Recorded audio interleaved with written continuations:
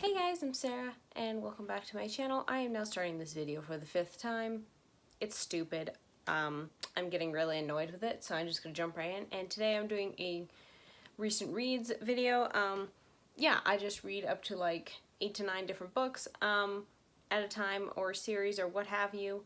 And I just review them here on the channel because I find it's easier to do shorter amounts of books, so I don't have super long videos that you guys have to watch, and also it's easier for me to remember like things that I liked and disliked in certain books if I just do it in a shorter time period. So yeah, that's what we're going to be doing today. And if you watched my last recent reads video, I'll link it down below in case you missed it. I mentioned a few books that I was currently reading. I'm probably not going to do that this time because, you know, I might be reading like multiple books at one time, so I'm just not going to do that this time. But in that video I did mention it, and one of the books I was reading at the time I finished, and that is Fierce Heart by Grayce. This is the first book in the Elven Alliance series. This series is kind of a it's a fantasy romance series. Perfectly clean, sweet romance. There's nothing like bothersome or anything like that. This is perfectly clean, sweet romance, so don't worry about that if you're worried about things like that. Yes, I finished this book. It is a, yeah, I was telling you what it was about. Okay, whatever. Woo, okay, it's a fantasy romance series where Essie, a human princess, and Farandel, an elf prince, they kind of have a marriage alliance, marriage convenience to keep their two kingdoms from warring, because the elves are also having problems with the trolls on their other side, so they don't want problems with humans too. So he marries her in order to kind of bond an alliance so that they won't attack each other. And basically this book, we follow Essie as she goes to live in the Elven Kingdom and kind of is just adjusting to Elven culture and life and making friends with her new husband Farandel, who's kind of an enigma. He's very quiet, he's very reserved, he's very great in my opinion. Yes, but Essie is too. So yes, I gave this book 5 stars. I don't know if I mentioned that already. If I did, I gave it 5 stars. This is a super sweet, super wonderful book. Grayce is also the author of the Blades of Akhtar series, which she writes under Trisha Mingrink. This is her pen name for her more general market series because Blades of Akhtar is Christian fantasy. So, but yes, I love this book. I love these characters. I cannot wait to continue this series. If you like marriage of convenience, kind of like marriage alliance tropes, this one is definitely up your alley. It has a steampunk flavor to it because the human kingdom, they have like trains and they use guns and they have like kind of more Victorian style clothing plus like steam powered things. So I thought that was really cool that she combined steampunk with like the more traditional elven type fantasy things where, like, you know, the elves use bow and arrows and they use swords and they have magic and things like that. So it's kind of a combination of steampunk and fantasy, which I really, really liked. It's very unique. Yes, and the bookmark's my sister's. She's reading it now. So yes, it was amazing. I love Essie.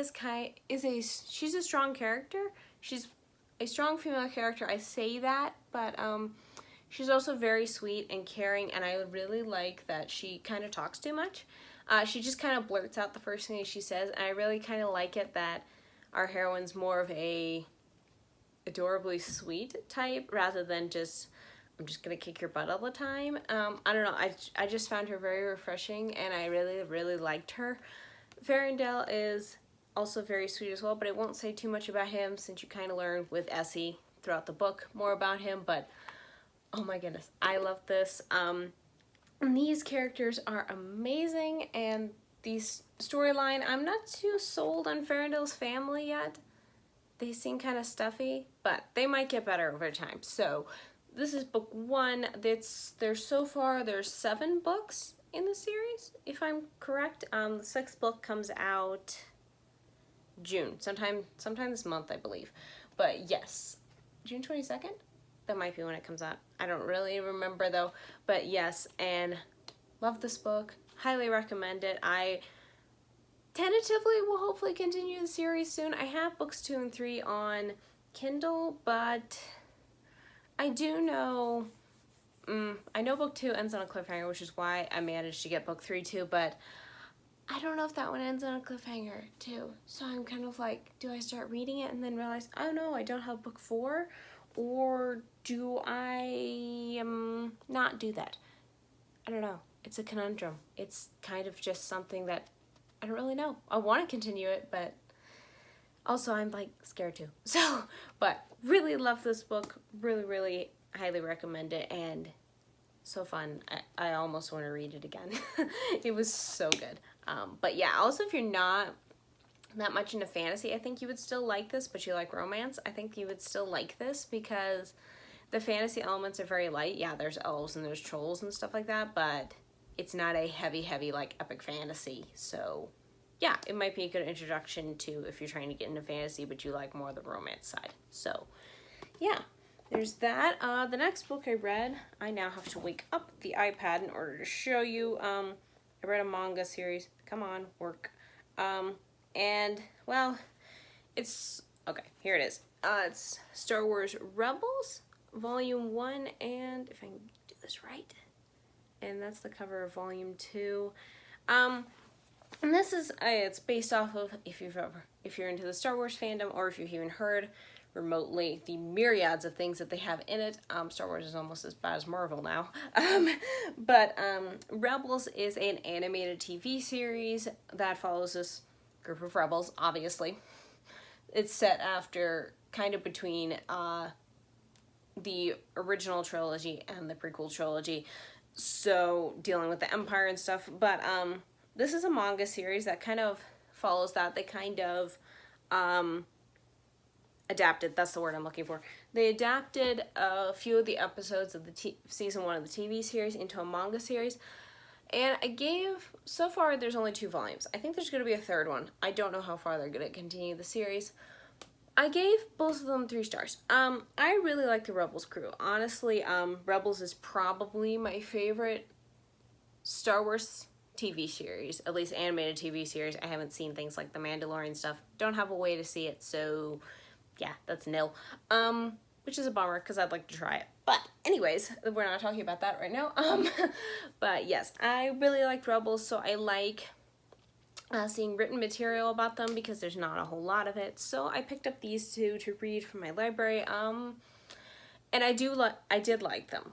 I gave them 3 stars. I liked how they adapted them. I liked that the characters were the same, even though I feel Chopper, who's the droid, got a little shortchanged, but then again, I'm not sure how you could get Chopper's personality through in a manga, so his is almost one of those where it's almost better to watch him on screen than see him in a book or something, because it often doesn't translate the same. So I feel like that he got a little gypped on that, and I did like the fact that it focused a lot on mainly Ezra and Kanan, who are the kind of Jedi in the group. So it focused more on them rather than the rest of the crew. So that was interesting. I really liked the direction they took on that. So it was more focused on them. And then it wasn't like we're here everywhere willy-nilly trying to focus on everything else as well and then mess up the story. Because the other characters still felt like themselves, even though they weren't in it a lot. So there was that. I did like Volume 2 better than the Volume 1. I thought Volume 2 was more condensed and the story moved better, and some of the humor at the beginning was actually pretty funny. They actually didn't have that in the actual TV series, so it was kind of funny seeing them add stuff like that, and it was actually genuinely funny. And like sometimes, I think I mentioned this when I did the Big Hero 6 manga, sometimes their humor fell flat. In that one, actually it did the whole thing, but this one didn't have that problem. Things I didn't like and why I kind of rated it 3 stars. I did feel like Ezra was a bit young. He's 14 in the series, but he does act a little older because he's kind of an orphan and he's been on his own for a while. In the manga series, he was kind of less so, and then for some bizarre reason in the first volume, they had him wearing this giant cloak. He doesn't wear a giant cloak, so I don't know what that was. Also, the art style is kind of weird. I didn't like it here. You can kind of see in the example for the second volume with Kanan. I don't know. I just don't like that. That's not really how he looks in the animated show. So, I don't know. They looked similar enough. Sometimes some of the panels I liked, and most of the time it was just kind of like, this looks weird, and I don't really like it. So, I didn't like the art style.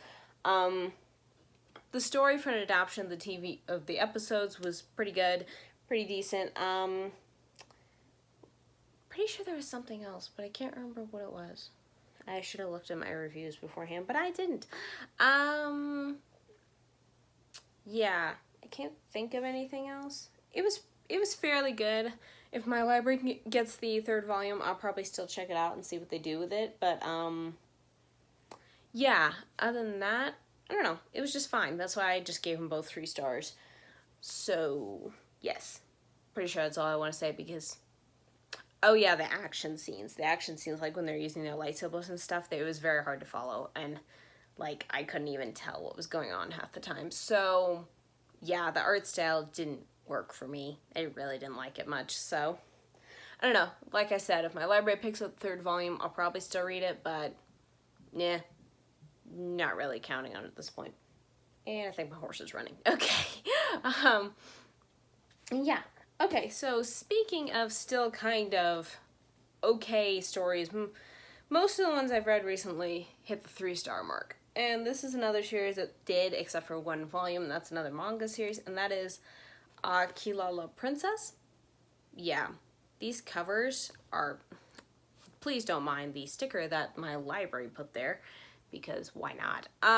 These covers, this is volume 5. I don't have the rest of the volumes right now, but these covers are interesting.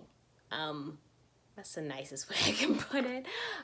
They are not my favorite, but yes, Kilala Princess, obviously you can see this is a Disney manga that was published by Tokyo Pop, and it incorporates the Disney princesses of Belle, Cinderella, Aurora, Jasmine, Snow White, and Ariel in with this manga character her name is Kilala, which is a very interesting name. I don't know why they chose such a name, who basically is just a very light fantasy story where Kilala has to save this particular country from these automations that have taken over and want to destroy all humanity and life on it. And she has to travel around with that country's prince, whose name is Ray, I think his name is. It's R-E-I. So I'm assuming it's like Ray, but I'm not 100% sure. But yeah, she goes with him to these different doorways that open, and she meets all the Disney princesses who, in their own ways, help her gain jewels for this tiara that she's wearing that's, like, magical, and it's gonna, like, help save the land and declare the 7th princess, which, you know, you can probably guess who that is based on the story. It's a very basic storyline. It's very basic. I gave volumes 1, 3, 4, and 5, which is this one. I gave all of those 3 stars. I only gave volume 2 4 stars. So, I enjoyed it for the most part. It's a very light fantasy. I like Disney princesses, which is why I picked this up, because I wanted to see it. The art is really cool. I'm not going to show you too much because this is the last one, but yeah. And it's very nice artwork. Yeah. I like the art of this one, so that was a plus. I also like the characters of Kilala and Ray. I thought they were very well done. They're pretty much the only ones that get any development, somewhat. Mainly Kilala, but yeah, throughout this entire thing, which makes sense. She's the main character. But it's very basic.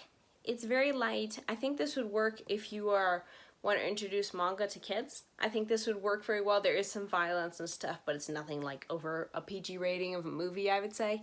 So it's less violent than, say, Yona the Dawn or some of these other older mangas. I don't know what else to say about this. I liked Volume 2 the most because we dealt with Ariel, who is from The Little Mermaid, who is one of my favorite princesses. Obviously not my favorite, that's Rapunzel, but Ariel was my favorite before Rapunzel came along. So I still really like her, and I really like that volume and how the mangaka did her character and stuff. It's just very basic, very light reading. Some of the things over time, they would introduce a new thing and sometimes not explain it, or certain things would just like pop up and you would hear about it and it would never be explained again. That did irritate me a little bit. That was more in probably from volume 4 on. I would say volume 4 and 5 had some of that. 4 was the worst. Yeah, I don't know. It was nice. It was cute.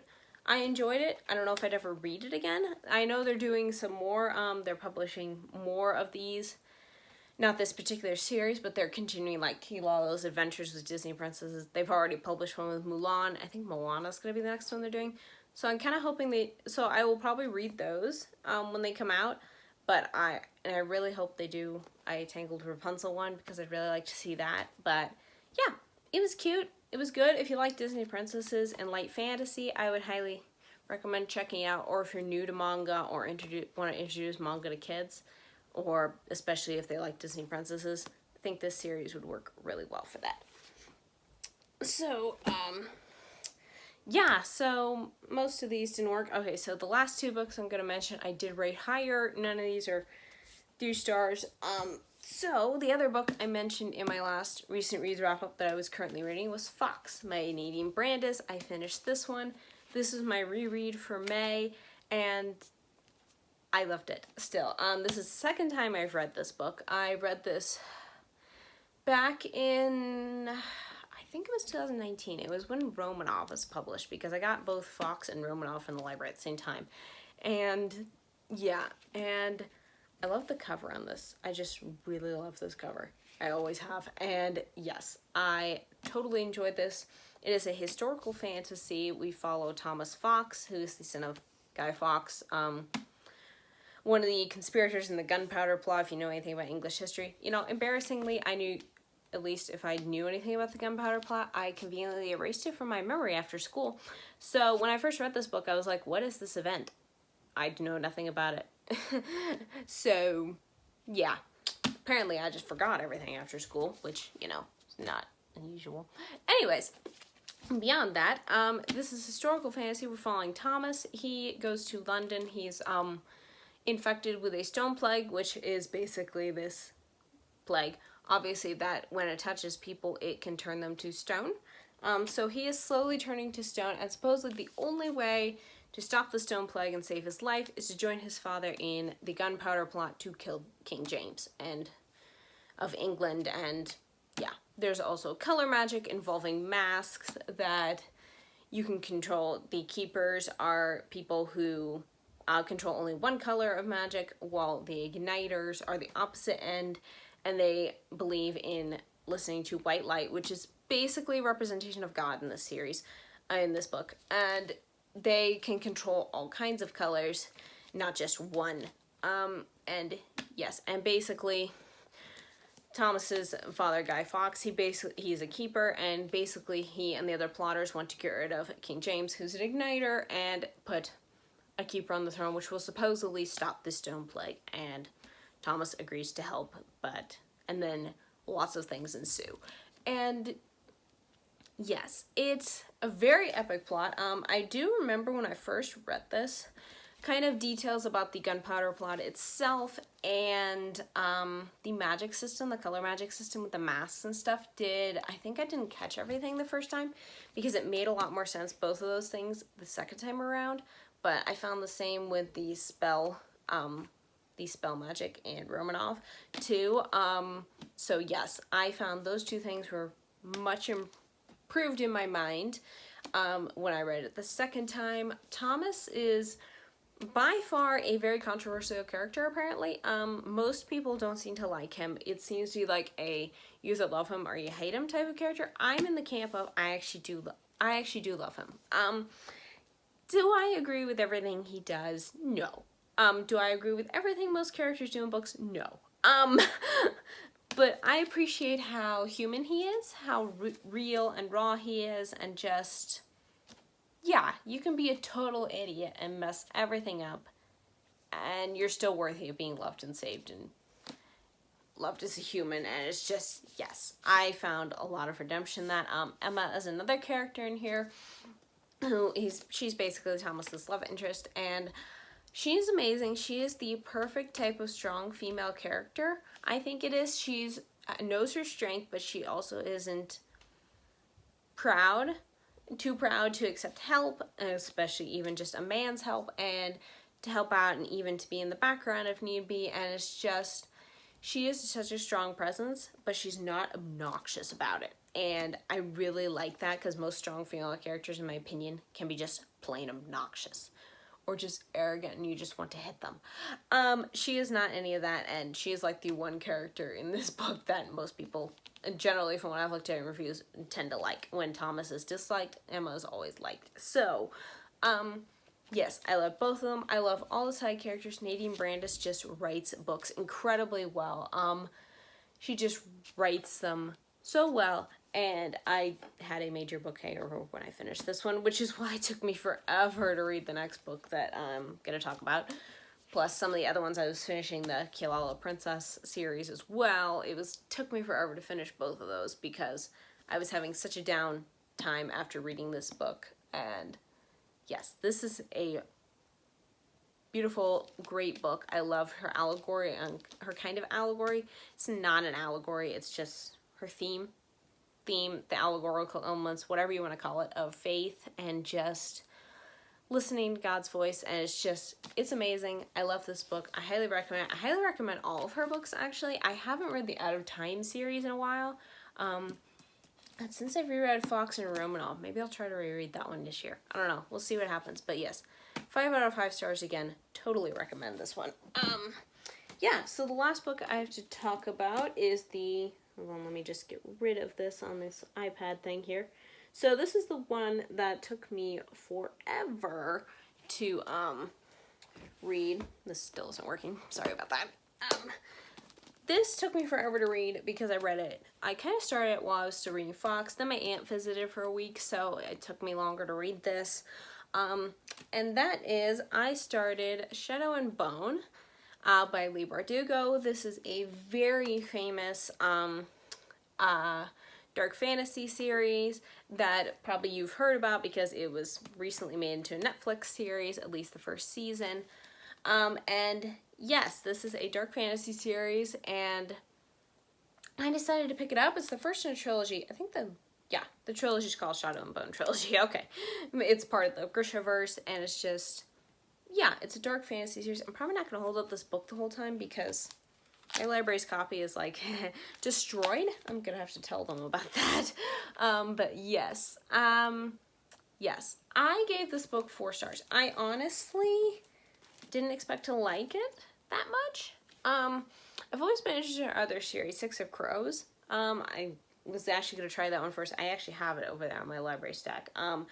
But I decided to try Shadow and Bone first because I'd seen so many good things about the TV series. I got curious.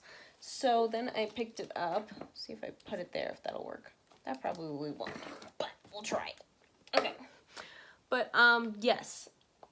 I got super curious about it, so I decided to check it out, and I actually really ended up liking it a lot. Some things actually don't really dislike anything about it.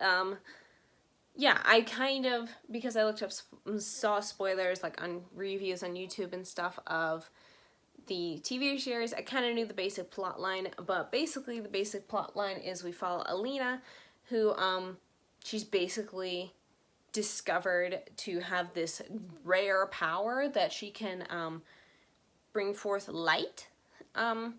She like gathers it. I'm still not particularly sure how the magic system works as a whole. I think that might get explained more in the next 2 books, but I'm still not particularly sure how that works. But she basically can create light and like draw light in from around her, I think, or she can create it. I think she can do both. But anyways, she didn't know she had this power, and she then is taken to the Darkling's castle to train in her power. the Darkling is, and because supposedly she can get rid of this black cloud thing that has covered part of their country. It's called the Fold, and like these Volcra creatures, which are basically hideous flying monsters that eat people. And she can supposedly destroy it, and it's just stuff ensues from there, and not all of it is good. And it's a dark fantasy, so I knew going in that pretty much all these characters would be terrible people. None of them would have good morals. So I went in knowing that most dark fantasy as a whole, it's much darker themes. They can sometimes almost have like horror elements in the story, but it's not straight up horror. Things like that. Shadow and Bone I would call the lower end of that spectrum. The Volcra are pretty disgusting, but it's really not detailed that much, which is surprising. So I wasn't bothered by it. The characters usually have sketchy morals, which they do in this series. They do have a few sketchy. I hear actually Six of Crows is worse in the sketchy morals department, but yeah, I mean, sometimes they did some questionably bad things too. You know, but sometimes characters do that anyways in books. Anyways, wow, this video is getting long. Okay, anyways, I really enjoyed it. I thought Alina was a really good character. At first, I thought she would be one of those annoying, strong female types. Actually, she had a lot of emotion. I identified with her a lot. And I liked her best friend, Mal. Who's a guy, by the way, but it's a shortening of his name.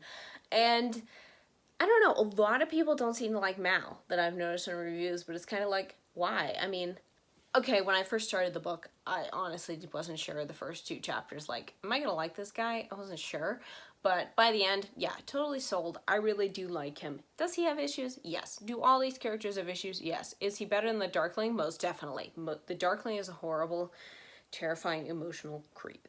And I do not like him, and I do not understand why people do like him and want him with Alina. It's like, he is the villain, and he is a terrible human being. Why do you want this emotional, abusive manipulator with her? I don't get it. But I like Mal. So, does he have issues? Yes. But so does every other single character in this book. So, yes. And, yeah, I'm very interested in continuing. I want to see where this goes. I gave this 4 stars. It wasn't obviously high up enough to be a 5-star book, but I still really enjoyed it. And I'm looking forward to starting, you know, book 2 at some point. I'll probably read Six of Crows first, which I don't think follows the same timeline. In fact, I think it follows after this book's timeline, but, or, you know, this series, the trilogy's timeline, but, you know, hopefully I won't get too many spoilers from it. So, yeah. Yeah, wow, this is a very long video. Very sorry, this is why I shortened them to not doing it as a monthly wrap-up. So, yeah, those were all the books I've read recently. Sorry if I rambled too much. I just kind of haven't done a few videos for a week or 2, so I'm kind of a little out of practice. So, I will hopefully have a shorter video for you next time. So, yeah, thanks so much for watching, guys. I hope you enjoyed this, and let me know down below in the comments if you've read any of these books or just a book that you have read recently. I'd love to hear from you guys. Again, thanks so much for watching, and I'll see you next time. Bye!